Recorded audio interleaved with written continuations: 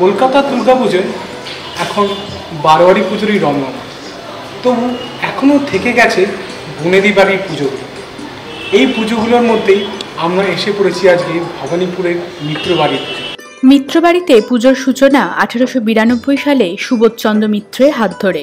ভবানীপুরে 13 নম্বর পদ্মপুকুর রোডের এই বাড়ি হলো দেবীর বর্তমান আরাধনা গৃহ। এই পুজোই মানুষের কাছে বেশি পরিচিত, তবে মিত্ররা পুজো শুরু করেছিল 1757 সালে। 15 নম্বর নীলগোপাল মিত্র লেনের সেই পুজো এখনো বর্তমান, তবে হারিয়েছে সেই জৌলস।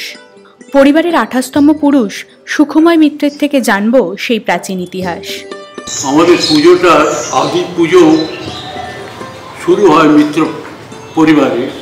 সেটা হলো এই কাছেই আমাদের পুরনো বাড়ি, পুরাতন মিত্র বাড়ি বলে, নীলগোপাল মিত্র লেনে। 1757 সাল থেকে মিত্রবাড়ির পুজো আরম্ভ হয়। মিত্রদের পুজোর মূল আকর্ষণ হলো দেবীর রূপ। দুর্গা এখানে দশভুজা নন, অসুর বিনাশে তার 2 হাতই যথেষ্ট। দেবীর এমন রূপ সত্যিই বিরল। আছে আরো কিছু নিয়ম কানুন, যা অন্যান্য বনেদি বাড়ি থেকে আলাদা করে রেখেছে এদের। কলাবউ এখানে ঘরের লক্ষ্মী হিসেবে পূজিত হয়। বাড়ির বউ বাইরে স্নান করলে গৃহস্থের অসম্মান হয়, তাই মহাসপ্তমীতে কলাবউ স্নান হয় বাড়িতেই।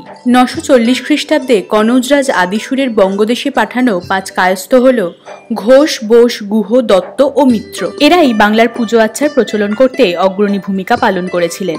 রাজা আদিসুরের হাত ধরে দেবী আরাধনার যে পাঠ মিত্ররা বঙ্গদেশে প্রচলন করেছিলেন তা এখনো সমান তালে চলছে। পঞ্চমীতে দেবীর বোধন হওয়ার পর দশমী অবধি বাদ্যি বাজিয়ে চলে মহিষমর্দিনীর আরাধনা। তারপর আয়নার কাছে মায়ের চরণ দেখে মাকে বিদায় জানিয়ে শুরু হয় আরও একটা বছরের অপেক্ষার। আজ আমরা জানলাম মিত্রদের বাড়ি পুজোর কথা। এইরকম আরও কিছু বনেদি বাড়ি পুজো নিয়ে আমরা ফের হাজির হব আপনাদের সঙ্গে, অন্য কিছু গল্প নিয়ে, অন্য রকমভাবে। ক্যামেরায় শশীর সাথে সৌপ্তিক ব্যানার্জি, কলকাতা 24/7।